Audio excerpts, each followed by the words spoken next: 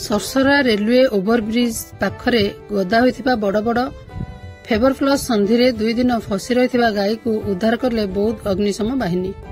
आज सकाळ 9:30 समय सरसरा ठारे रेलवे ओभरब्रिज पाखरे रेलवे लाइन कड़े गदा होइथिबा रास्ता काम बड़ बड़ फेबर प्लस संधि 2 दिन हेब फसी रही गाई को बौद्ध अग्निशम बाहिनी कर्मचारी माने 2 घंटा अक्लांत परिश्रम कर जेसीबी माध्यम उद्धार करिसेंती।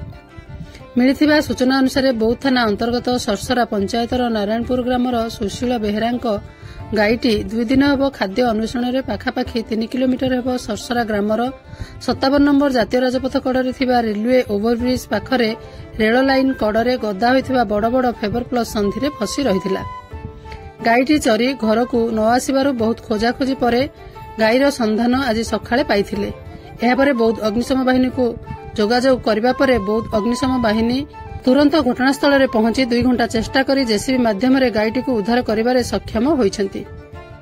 गाईटी चाली न पारिबारु ट्रैक्टर माध्यम गाईटी को नारायणपुर निया जाइछि।